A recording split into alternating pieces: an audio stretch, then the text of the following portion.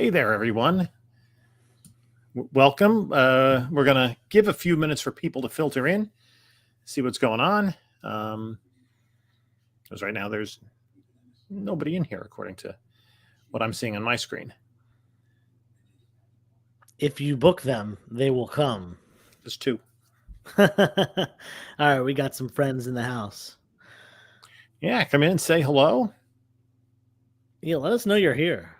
That always helps. Let us know you're willing to be part of the chat, if in fact you are. Somebody left. Bye. Yeah, I mean, I don't know how many people actually have had the chance to watch the episodes this quickly, but and now there's nobody in there. Now I'm back down to 0. So yeah, it's all good. People can catch this on the rewind. So if you're watching this, like on Thursday or Friday or in 2027, when you know the books I sent out today come back from CGC,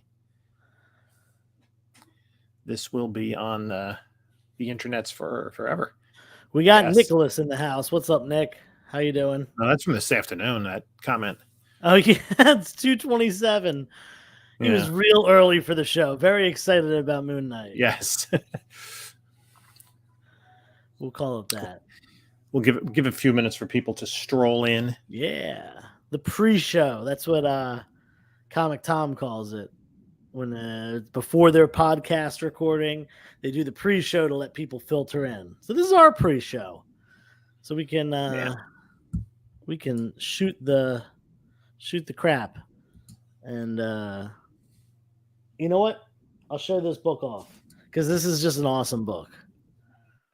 Right here. This is in my video from today.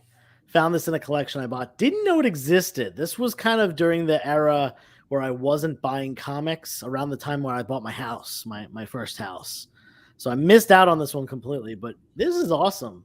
What if Peter Parker became Punisher? And they're currently doing the What If run of Miles. What if Miles last week was Wolverine, which I could see being a really cool issue to own as well. What's up, Mark? Good evening. We got a couple people. I'm seeing 5 in the chat. Or rather, not in the chat, but in the room. Yeah, we got 5 people here. Make yourself known. If you want. Yeah. Yeah. So, yeah. We'll start in a couple minutes. Sure. We'll really get rolling and get into some meaty Moon Knight details. Now, have you been able to watch every episode twice before our show? No. That's kind of been my goal, where you're taking notes, and that's kind of your way of going about, being ready to talk about it. I try to do a morning watch by myself and then a watch in the evening once my wife's done work. And that's how it worked out today. We got a watch in with dinner, and I did my solo watch this morning. Now, it was weird because the show actually looked significantly different.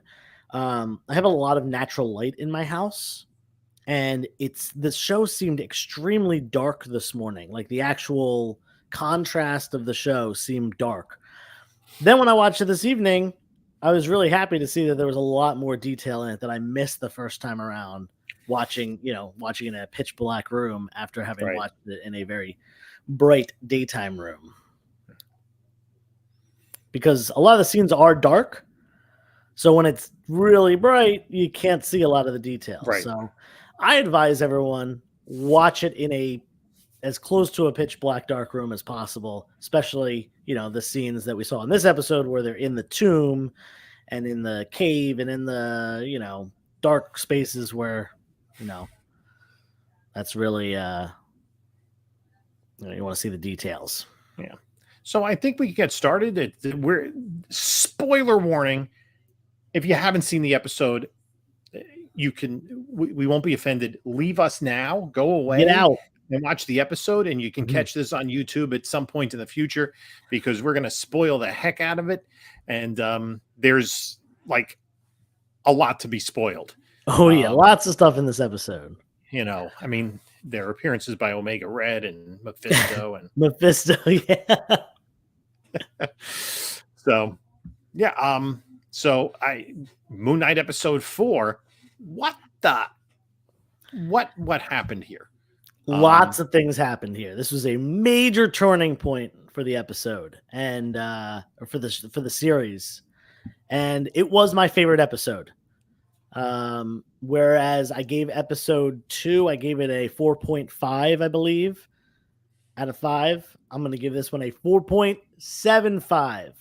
We're almost up there. We're going to get into all the details in just a minute. Lots of them to be had. Way too many to talk about. We have to squeeze this one into 45 minutes. Yeah, there's a lot to talk about. So why don't you tell us what has been going on, what's going on with your channel and all your comic related content? Yeah, so if you don't watch my channel yet, please go subscribe. 360 Comics on YouTube. I'm also 360 Comics on Whatnot and Instagram, both of which are places that I do sales. And Instagram, I'm posting daily on there. I currently have one giveaway going. I always have at least one. Currently, it is for this book right here, Batman 429, high-grade newsstand copy, the last book of the Death in the Family run. Awesome Joker cover. And that is for my 7,000 Instagram follower giveaway. As soon as that one pops off, I'm going to be announcing a big one, the 2,000 subscriber YouTube giveaway. For my 1,000 subscriber, I gave away a high-grade ASM slab, and I plan on doing something pretty similar, value-wise, a nice book, not just, this is a great book, but what, $15, maybe $20. Let's get something a little bit bigger going on for the big milestone of 2,000 subscribers. So check out the YouTube channel Monday, Wednesday, and Friday. So whenever you don't have your fill of Jim, I know he's on Tuesday, Thursday, and Sunday. If you wake up on Monday, Wednesday, Friday, and you're longing for comic content, come subscribe to my channel, check out my videos. And I'm also going to be at the 3 Men in a Basement comic swap next month. It's about less than 4 weeks away, 3 weeks away now. And then, of course, there is the Philadelphia Punk Rock Flea Market that I'll be selling at this weekend. Only Sunday, though. I know it's a 2-day event, but if you're in Philadelphia, come stop by on Sunday. That's about it for me. Yeah, awesome. I had my first Whatnot sale on Monday, so trying to get the Whatnot going. So you can follow me on Instagram, Bronzeville_comics.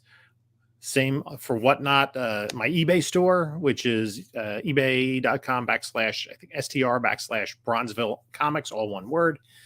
And Street Side in the House. What's up? What's up? And we, then again, I've been, I'm doing videos Tuesday, Thursday, Sunday. And I think I'm at 2,300 subscribers on YouTube, so I got to start planning my 2,500 subscriber giveaway. And I think what we're going to do, since the final episode, we're going to be on here on my channel. I'm going to be doing a giveaway live. Ooh. And maybe some trivia involved. Ooh, I like that idea. And you know what? I just thought about something that's popped in my head, and I'm going to say it now so I don't forget it.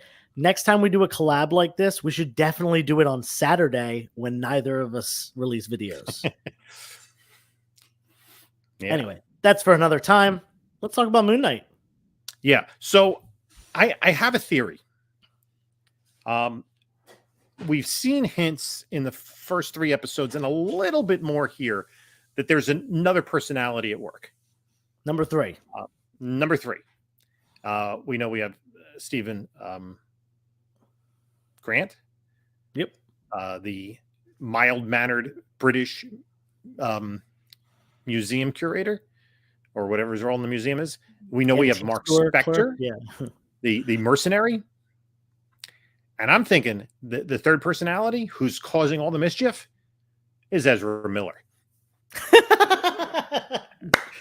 I thought you were gonna say something silly like Loki, but you definitely outdid yourself there with the That was even more ridiculous, right? yeah. The third personality, he comes out.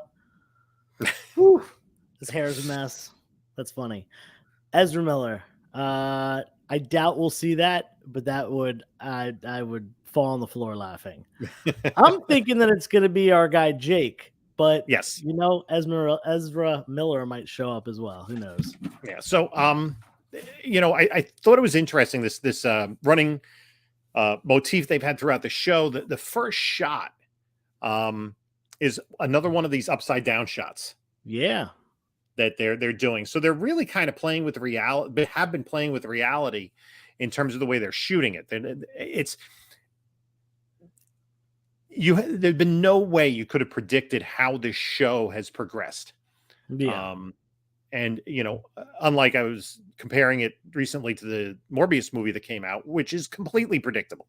And so the storytelling here is first rate, and it's completely different than what we're used to seeing in a superhero film or a TV show.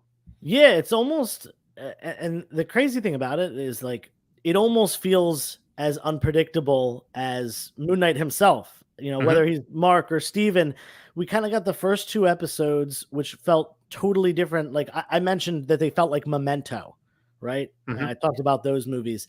This one and the one prior, the two set in Egypt, felt like a completely different genre of movies, like more of an adventure movie. And then, there was a little reference to kind of Indiana Jones, Like kind of something Tomb like Buster. that. Yeah, Tomb Buster, right? So it kind of went from that Memento vibe to this Indiana Jones vibe for two episodes, and it looks to me, and I'm not going to say anything about it yet because we'll get to it eventually, but the end of the episode really made me think that the last two episodes are going to be completely different again.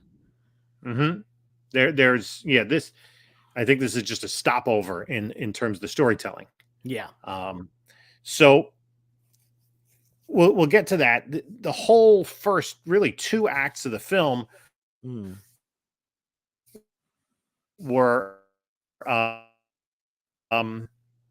him and Layla. That's right. Hello. Layla's his wife, right? Yeah, you're freezing there for a second, but it looks like you're good now. Can you hear me, Jim? Okay, yeah. I can hear you. Can you hear me? Yeah, we're good. Okay. Kind of as you were saying, this kind of almost Raiders of the Lost Ark kind of vibe to it. Yeah. Where Layla continues to show that she's kind of a badass. She like saves him while he's unconscious and single-handedly, with a flare, destroys the truck of the guys chasing them down. Yeah, two guys in a truck with a gun turret. She beats them with a single flare. Yeah.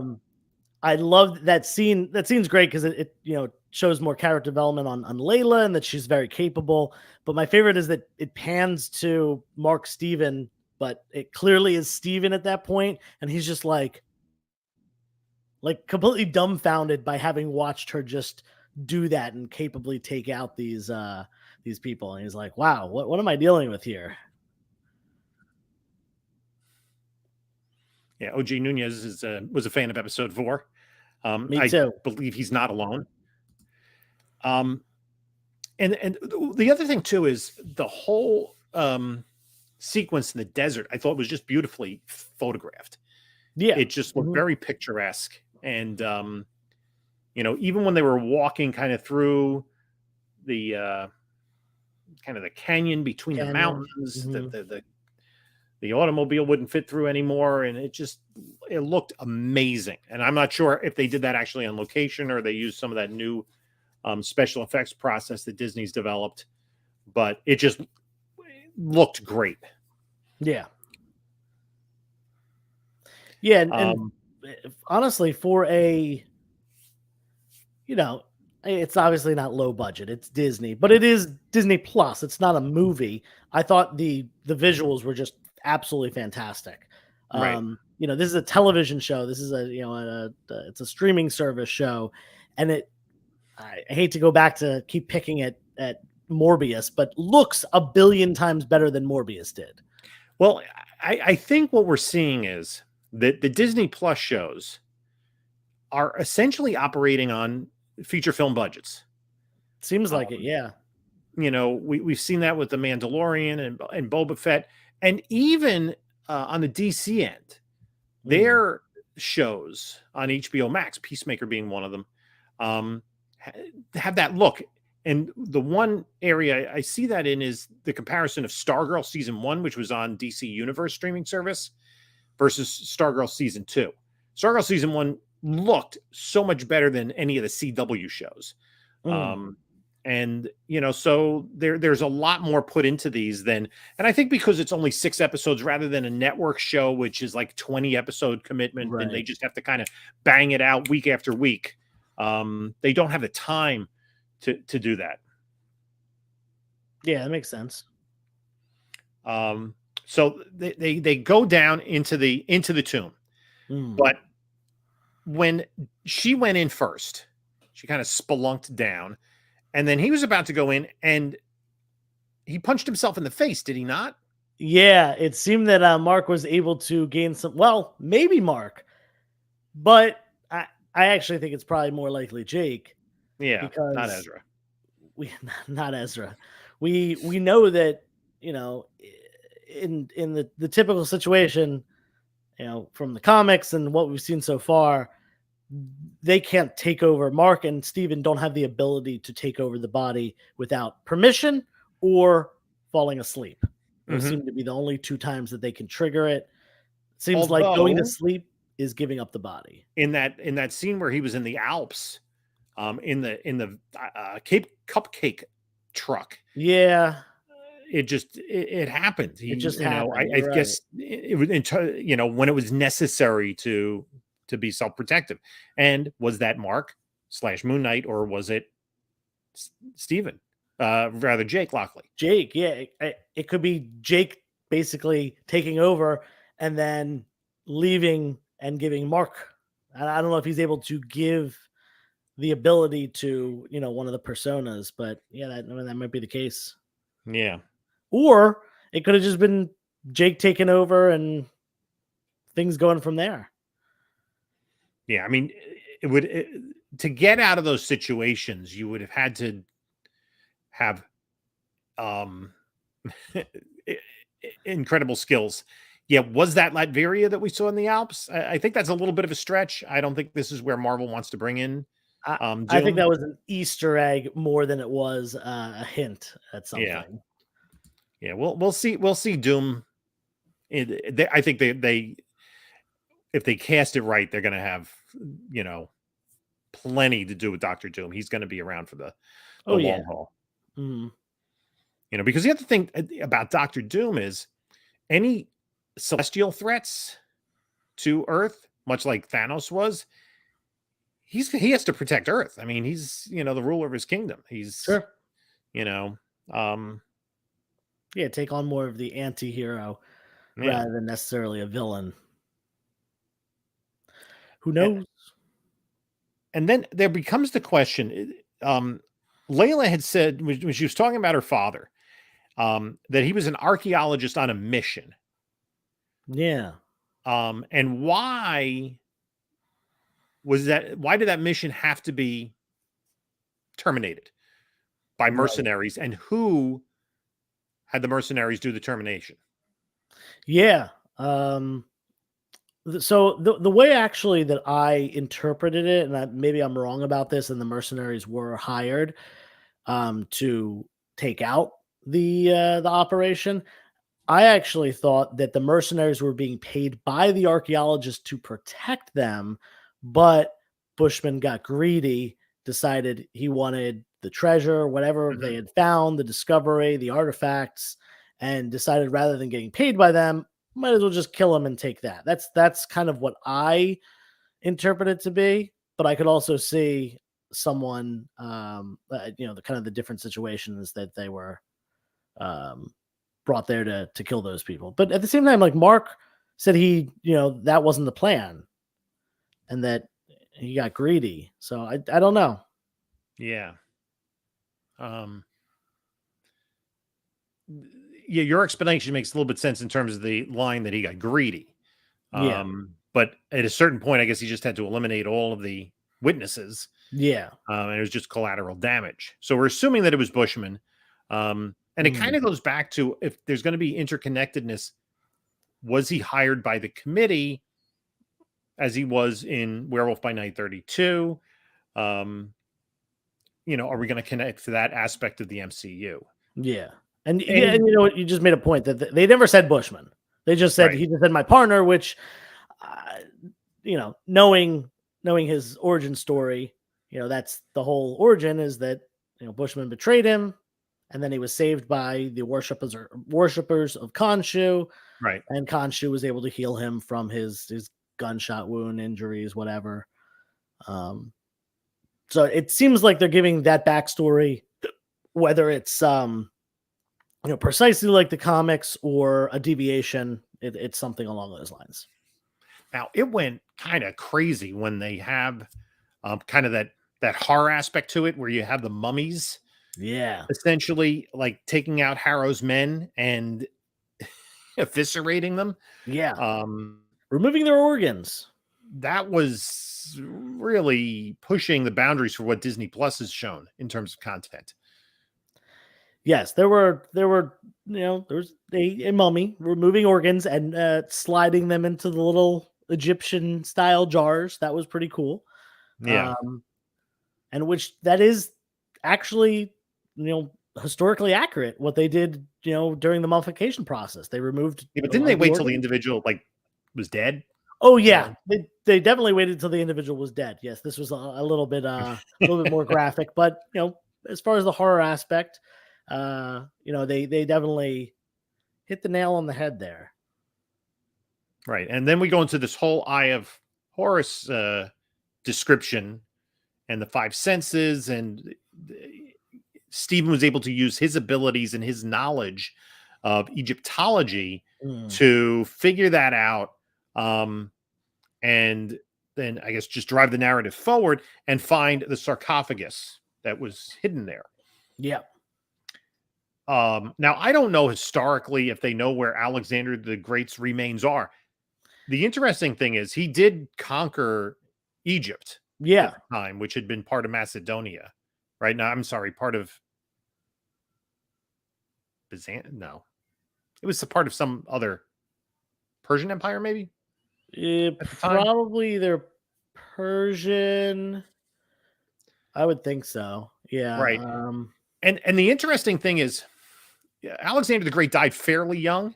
40s, which I think. Is like Tutankhamun died very young. 17. Yeah, and he was probably so inbred that he wasn't. Michael L. says Pop Comics wants a Hawkman #4. Who doesn't? Me too. I really want a Hawkman 4. If you got one, send it to me. I'll give you nothing. I have every other volume of Hawkman 4.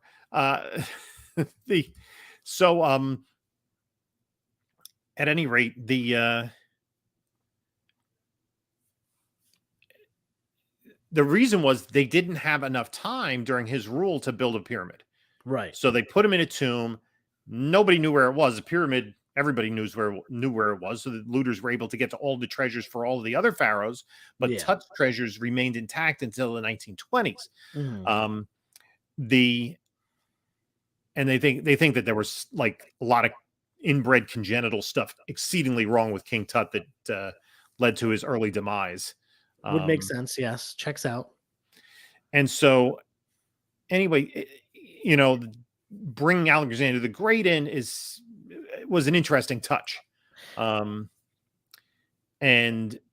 kind of highlights like how weird, like how little I think we are able to understand what Egypt was like at that period in time. Yeah.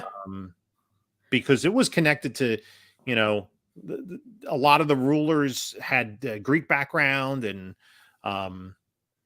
you know, it was Right. kind of the center. And actually, Alexandria in Egypt was named after Alexander the Great. That's how much of a connection that he had to it. Yeah. So I don't know if that's something that's going to be important going forward, that it was other than just like going down his gullet to get the thing he needed from statue. What do they call? I forget what they used a word for that. We call them quarter scale statues nowadays. Yeah, I think it's what is the technical term? It's a Start with an A, like an something. No, I'm not sure. I'm I not was gonna get thinking more of started on a what's the film term for the thing that everybody wants? A MacGuffin? MacGuffin. Yeah, I think that's the thing in the plot that everybody wants. It doesn't matter what it is, Oh, whether it's the gotcha. Maltese Falcon or whatever's glowing in the suitcase. Yeah, the MacGuffin. Yeah. So, anyway, I was taking my notes, and then Harrow comes in and shoots Mark twice. He falls into a shallow pool of water, and I then was taking some other notes, and I noticed that it went to a 4:3 aspect ratio. So I was kind of getting WandaVision feels from that. Yep. And I'm like, what are we looking at? Right. No longer widescreen. And then I just stopped taking notes because I was completely confused, dumbfounded, and drawn into the narrative as to what was going on. Yeah. As it just went full cuckoo's nest. Now, I do want to say something before we go into the cuckoo's nest. Him being shot twice, often that happens in movies. One shot knocks them down, the second shot makes sure they're dead. But could it be one for Steven, one for Mark, which are the only personalities that I think Harrow is aware of at this point? It's kind of an interesting, maybe more symbolic than it is like him really trying to kill two people and using two bullets to do so. But yeah, I thought that was kind of interesting. And I'm not sure that the placement of the wounds would have been lethal necessarily, but it doesn't really matter because he could be brought back from the dead by Khonshu if that is needed. If Khonshu gets out, he's locked up right now. He's in timeout. And so I did not know what was going on, and it's like this Wizard of Oz thing where everyone else that's been in the show is in there, and there are things in the sanitarium that clue us into things that happened in the mental health facility. What was the name? What was the name of his boss at the museum? Donna. She was holding the stuffed scarab, and then there's the picture on the wall of what looks like the castle in the Alps. Yep. And there are a lot of people there, and it draws a lot on the 2016 Moon Knight run. Oh, okay. You were talking about that. I was actually gonna say it reminded me of the 2016 or 17 television show Legion, another Marvel show, where the first couple episodes of the show do take place in a mental health facility, right? Very much like this, and in fact, the character of Layla in this facility reminds me of Aubrey Plaza, who plays Lenny in that show, who isn't really Lenny. Stick around. Make sure you watch that if you haven't yet. But yeah, I really like that a bunch of the characters showed up again. We had the street performer calling bingo, the living statue calling bingo numbers, which was great to see him actually have lines at this point. Yeah, there's a lot going on there. And so the question is, what is reality? Right. I think it's quite clear that the asylum is not reality. I would think that is inside Mark's head. Um, or is it inside Jake's head? And this is where he puts Mark and Steven when he takes control. Oh, okay. Or this could be a third party mental prison created by Harrow. Mhm. That's another option that I kind of thought could possibly be, he sent them there and they're doing their own thing. And now I think we did see Jake, not in the flesh, but in the The sarcophagus. rumbling sarcophagus. It would seem that, since Yeah. we saw I'm pretty sure there are no mental health facilities that have sarcophagi in the rooms. I'm so glad you pluralized that well, because I was gonna say sarcophagi, but you got it. Yeah, he's just a sarcophagi. Yeah, so at that point, that's when I saw that in there, that's when I really was like, okay, this is definitely not real. Yeah, I was kind of like when everything was white, like the rims on and the tires on the wheelchair were white. Right. It's like no, Yeah. that's probably not. Seems Even if made you're up. nicest, that's not what it looks like. Yeah. And I didn't pay attention to see if the bingo numbers had any particular meaning. I did write down one N39, but I don't know. N39. That was one of the bingo numbers that was called out. Oh, okay. I looked at the bingo card. There was a number 32 on there with ties to Moon Knight, but yeah, I didn't see anything like that stuck out as something important. But Yeah, it could be. I mean, if you're going to put letters and numbers in there, much like when they do license plates, why have it just be random? Right. Even if it's not an Easter egg that doesn't drive the narrative forward, but just kind of a wink to people who go, oh, that's cool. Yeah. But we still have no tie to the greater MCU. No. I mean, Nothing. And then the very last scene. Oh yeah. I'm like, holy crap, we're gonna have Doc McStuffins here. We've got a giant hippo lady.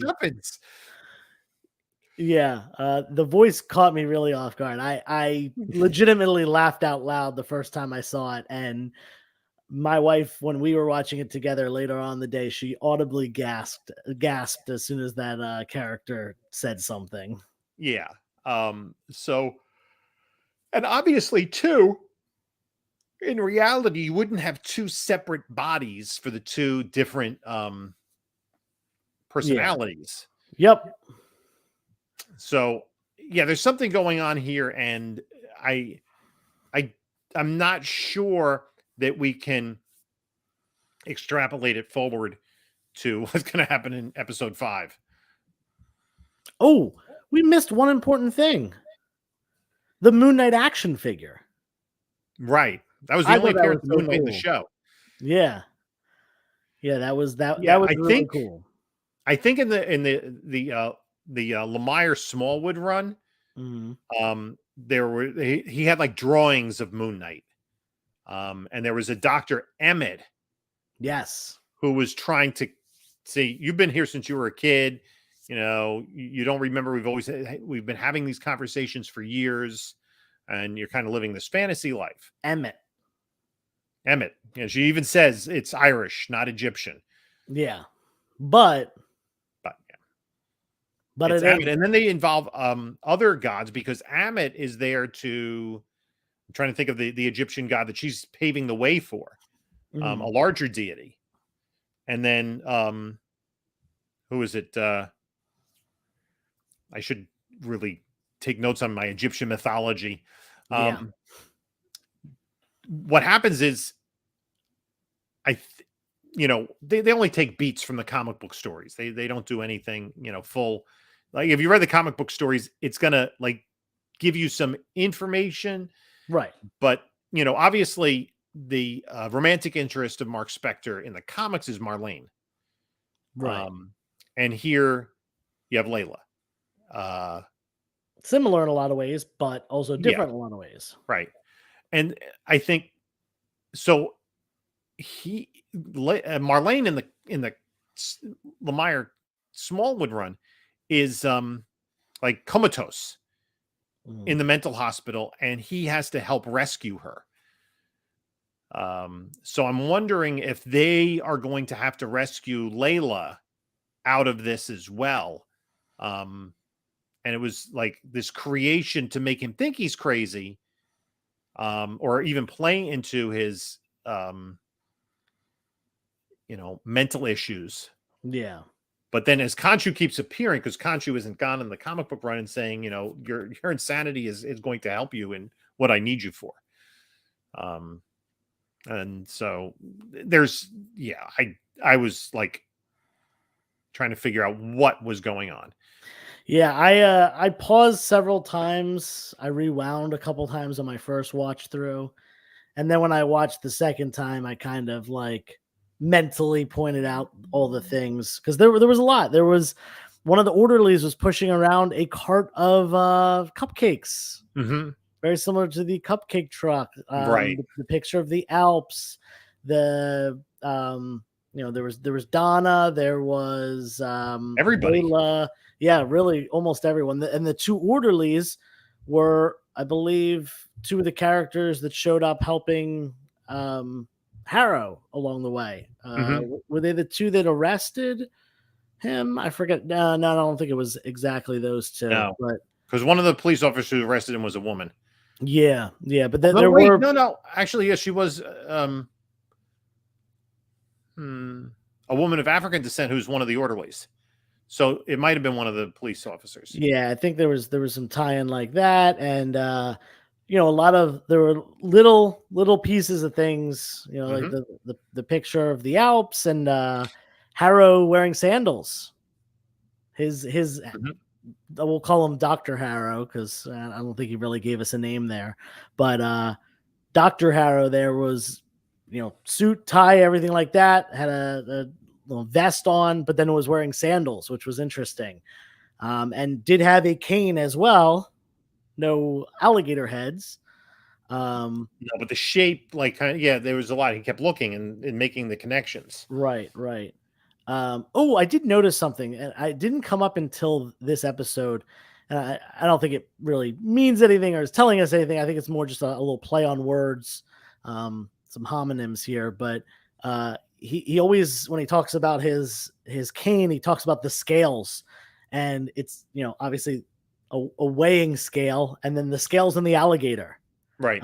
Never put that together until this, but it's kind of a little double entendre there. Yeah. So, I mean, we have 2 episodes left. I was a little disappointed because I hang on, like, are we going to have a post-credit thing? I really thought it seemed like there was going to be one.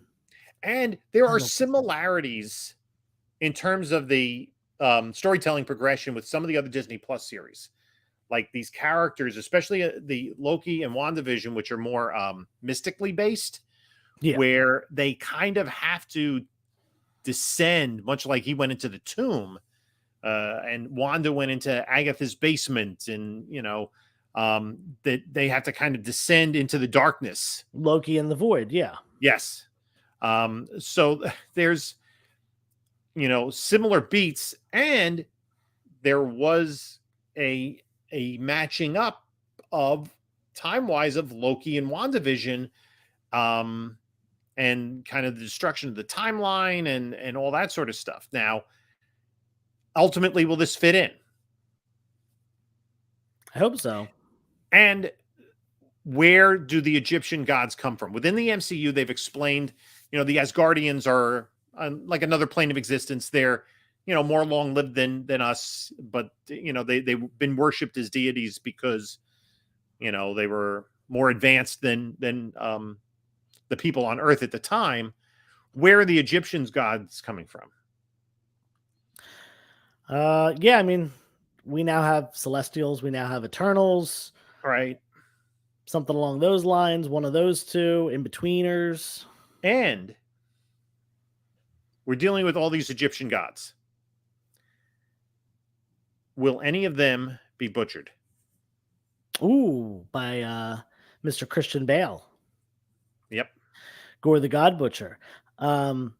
Notably, he is not in the teaser trailer at all. No, I think the teaser trailer was trying to set a different tone. Yeah. Hammer. You know, to kind of introduce, Jane Foster as Thor and be a little more upbeat and play on the kind of comedic elements with the interplay with the the Guardians, into the eyes of those you love, and he's it's Star-Lord. It just, I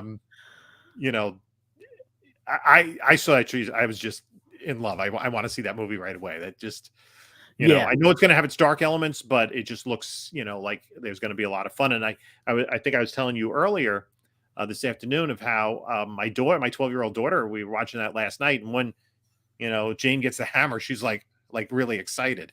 Yeah. Representation is important. Is it now? Apparently. Yeah. So so I thought that was pretty cool. That looks like a lot of fun. I'm going to hold off. I think we, it's fun to speculate, but I think we need to pump the brakes on how this is connected to the rest of the MCU. If there is something, and maybe episode 6 is a post-credit sequence or something. Yeah. We can address that then, because all of these questions, like, were any, was he blipped at all? Sure. I think the passport that he has a renewal date that means that he probably wasn't, but yeah, it's a fake passport, sure. So that doesn't really say any date on it, Right. Now, one of the things that I was actually thinking is there's a possibility, and this is just me throwing out thoughts that came into my head. Nothing sparked this. Nothing in the news told me this, but there's a possibility that when filming this, Kevin Feige said, "All right, film 2 different endings. One ending, if this looks good, and we're gonna continue Moon Knight in the MCU, and one ending that sums it all up, and we can just be done with it as a standalone series, essentially." Yeah, I thought that might be a possibility for a series like this, and judging by how popular it's been, I would say that they would be integrating Moon Knight to the MCU as long as they can get Oscar Isaac to sign on. Right. I think it would be difficult to do it with somebody else. Oh, they shouldn't. Recasting the role. I mean, it's not a Chadwick Boseman situation, but I think it's a little more difficult to recast than Terrence Howard, let's say. Yeah, absolutely. And really, that Terrence Howard recast was in the MCU's infancy. Exactly. Yeah, and that's all eyes are on the MCU right now. Yeah, they are really a big driving force, and it's like, because people keep speculating they're gonna have gonna do Young Avengers, gonna do the Champions, gonna do Dark Avengers or Thunderbolts, and Agents of Atlas. Yeah, I mean, there's only so much they can do, within a period of time, and we haven't even seen the Fantastic Four or the X-Men yet. So forget about the new Agents of Atlas and the Champions. Right. We haven't seen Mephisto yet. Yeah, I don't know if we ever will. Yeah, I don't think so. Maybe. It would kind of be funny if we see Mephisto and it's really Pybok the Power Skrull. That would be awesome. Or we see Mephisto and it's really Omega Red. They're both red characters. We can Mystique as Mephisto and Omega Red. All the characters show up, and then we figure out down the line that it's just been Mystique the whole time, screwing with people. Yeah. At any rate, we should probably start wrapping up tonight's episode, because it was the episode was bonkers, crazy. And it really, I think, turned everything on its head. And what I'm really appreciating is that these Disney Plus series are being given the freedom to tell unique stories. I think people were thrown by WandaVision at first because it was so bizarre and so different, but I think it was so groundbreaking and so refreshing. Absolutely. And Falcon and Winter Soldier was more straightforward action what That was an superhero MCU, series. right? Felt like Captain America: Civil War, Captain America, Winter Soldier. Like it Maybe felt Fin like one of Fang those Foom, movies. Lyle says. Yeah. Yeah, who didn't like Mystique? Yeah. I just think with the Skrulls coming, Mystique's a little redundant. Yeah, I think we'll eventually see a Mystique. Yeah, once the Skrulls get put out to pasture, maybe they'll turn them into cows again. Which Yeah, was the but whole reason the Skrulls were so pissed off at Earth, yeah, because the Fantastic Four turned them into cows and then they got eaten, and it was really, it happens. Happens to the best of us. Stan and Jack weren't really thinking that far ahead at the time. It was issue 2. Yeah. We hadn't even come up with costumes yet, So. Yeah. Man, I'll tell you, this is a buyer's regret story. My LCS, this was just a few years ago. Like, it couldn't have been more than 4 years ago. There was an FF. Is 3 the one where they have their first costumes? Mm-hmm. There was an FF3 on the shelf, $100. And I thought about it, and I was like, it's a little lower grade than I'd want it to be. I'll probably just be able to find one. And I never saw another one for a reasonable price. Realistically, this one was probably like a 5.0 or maybe a 4.0. It really wasn't bad at all. But yeah, I did not buy it back then, and I have thought about it regularly since then and been like, man, I wish I had just paid $100 for that dumb comic book. It's like The Woman with the White Parasol. I have no idea what you're talking about. It's a sequence from Citizen Kane. Okay. Where this character talks about this woman that he saw, that she had a white parasol, and he never talked to her, and he regretted it every day for the rest of his life. Speaking of Citizen Kane, what about Citizen Kang? Hint on my Friday video that I'm going to be releasing. Go check that out. When I come out with it on Friday, there will be some talk of Citizen Kang. Oh, yeah. The Kang, I mean, yeah, there was in episode 3 a hint of Kang in Moon Knight. Yeah, those guys that he killed, they were like the street punks. The last guy he dropped off the cliff. Yeah, one of them on the back of his jacket, I think he had like a denim jacket on, was an image that kind of looked like the headdress of Rama Tut. Oh, okay. Yeah, I know what I saw someone posting about that. That seems like I think it's just an Easter egg. It's just like probably just an Easter egg. We'll get all the fans to get kind of crazy thinking about this stuff. But then again, that would be a great way to tie to the MCU. Is tie to Kang. We had Loki at the end of Kang. We could have Jonathan Majors just drops that in episode 9. It's like, yeah, I've been screwing with everything all along, and you're interwoven in all these different timelines. That's why you're going crazy. Seriously, that could be a good way to tie it in. We've got Rama Tut, being one of the forms of Kang throughout history. So maybe they'll utilize that. Yeah, I'm really looking forward to it. And the great thing is, so we're going to be on your channel next week for episode 5, the penultimate episode, and back here on episode 6. And then the very next day, Multiverse of Madness. I mean, we thought this episode was crazy. I know, yeah. Oh, I don't even know what to think is going to happen in that Doctor Strange movie. Right. We're getting spoiled between No Way Home spoiled. And this.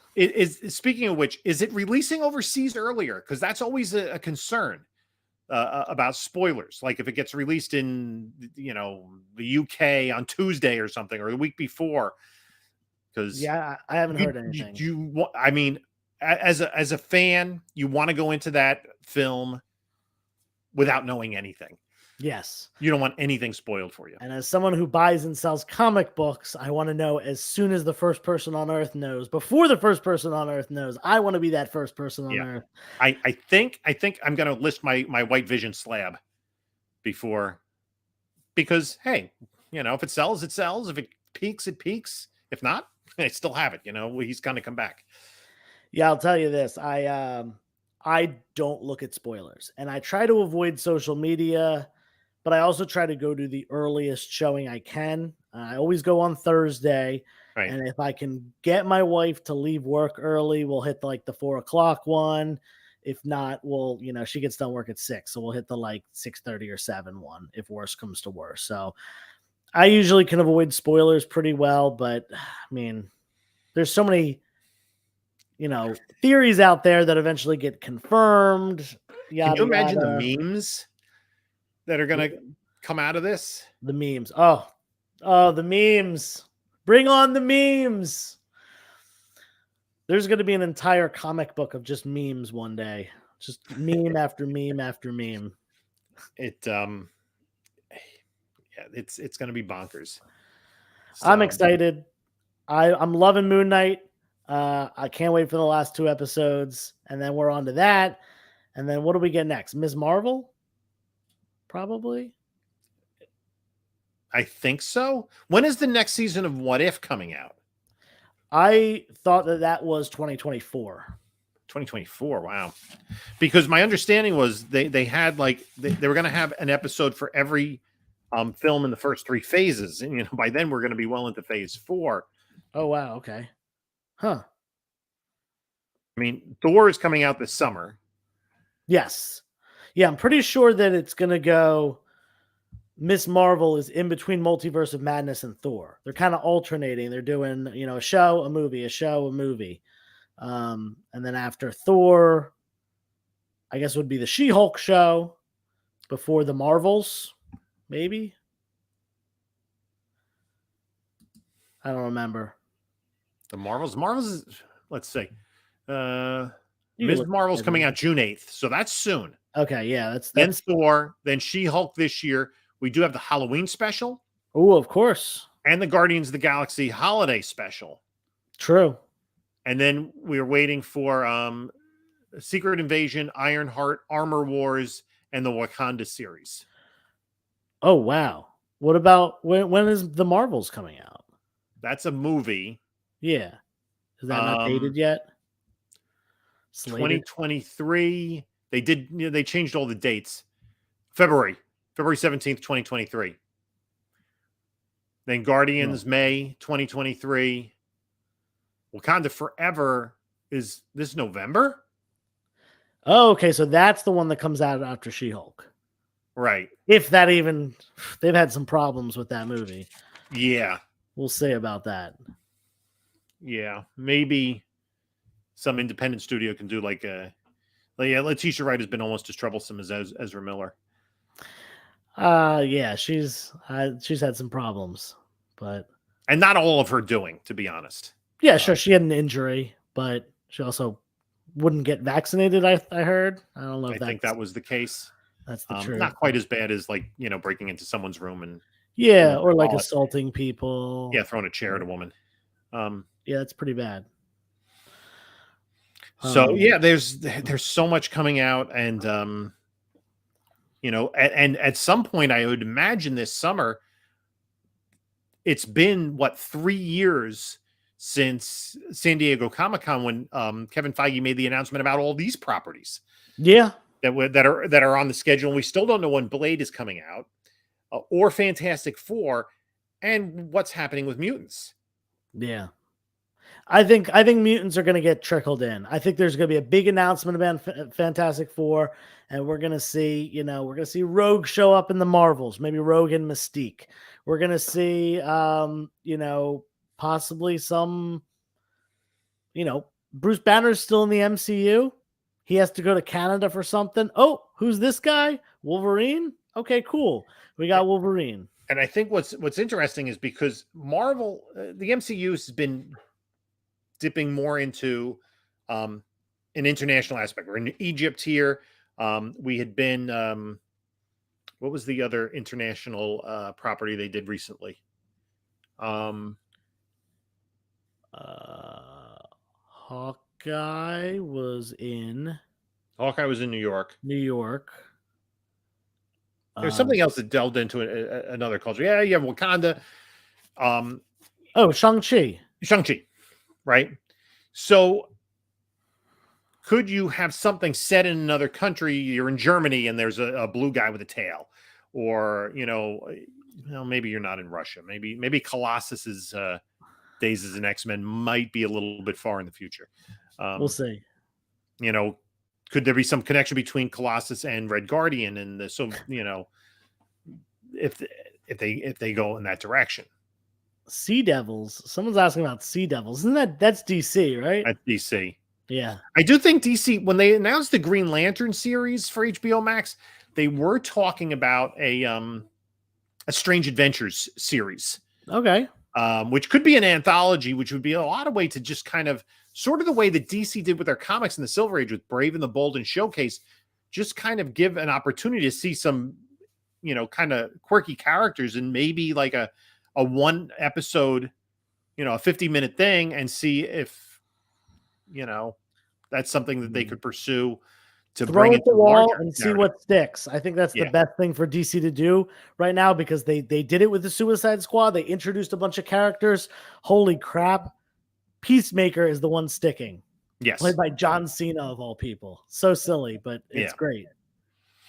Yeah. My video yesterday was about, there are only 111 copies of Fightin' 5 number 40, the first appearance of Peacemaker, on the CGC census. Wild.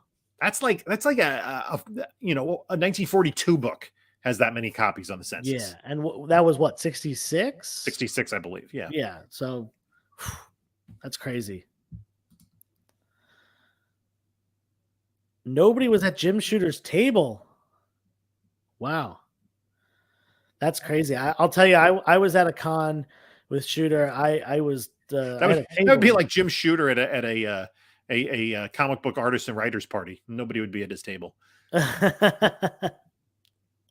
There was a big long line at his table of people mostly getting Secret Wars books signed by him. Right. I got some.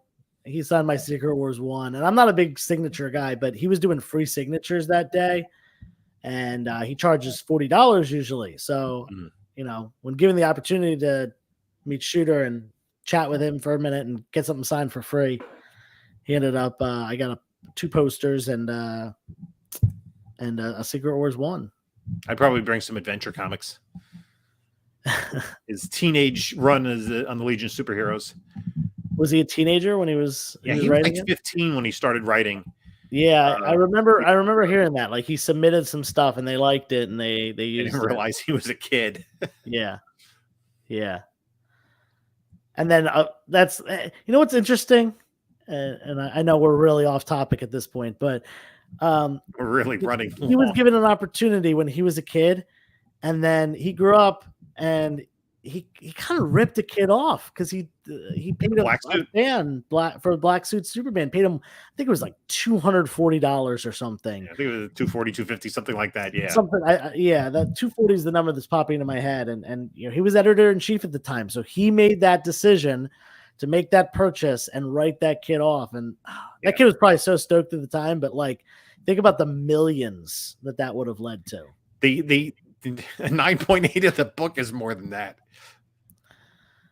Book. 9.8 of literally any one of the keys with the black suit. Oh well, you would think he would respect a teenage writer a little bit more, having been one himself. But you know what? He might not have known. He might have thought, "Hey, this is a cool story. Let's do it." And then, I mean, who would have seen that the black suit would have taken on that much life? Right. I mean, I think if McFarlane doesn't develop Venom out of that, then you're not those Secret Wars 8 and ASM 252 are not anywhere near what they are now. They'd still have some value because it was like a huge thing at the time. Sure. It was like they would be, I think, at most half the value if Venom had never come out of it. If the symbiote suit had eventually died off or just gone away or something, gotten back in a spaceship and headed back to wherever, I seriously doubt they would be worth half of what they're worth now in a 9.8. Yeah. So I think at this point we're coming up on 60 minutes. This show has been longer than the episode. It's time to go to bed. Yeah, we'd like to thank everyone for coming by. Thank you. You know, we really appreciate it. We obviously have a lot of fun talking about this. We'd probably be doing this on the telephone if we weren't throwing it on YouTube anyway. But we're very grateful for your support of our channels and what we're doing here. Yeah, thank you as always. And next week on my channel, episode 5 here on my channel, and then we head back over here to Jim's channel for episode 6 the following week, the final episode, and you're doing a giveaway. Yes. Giveaway, trivia-based giveaway for the final episode. So brush up on your assuming Moon Knight. I don't know. It will be Moon Knight related trivia. I kind of have the question in mind, and maybe even the book, or maybe there may be more than one giveaway. Who knows? We may have some fun with this. So, all right. Yeah. Cool. So, yeah. Thanks everyone for stopping by. Hope you enjoyed it, and we'll see you next week. And until next time, you say it first. Where are you? Enjoy your comics. And turn the page, wash your hands.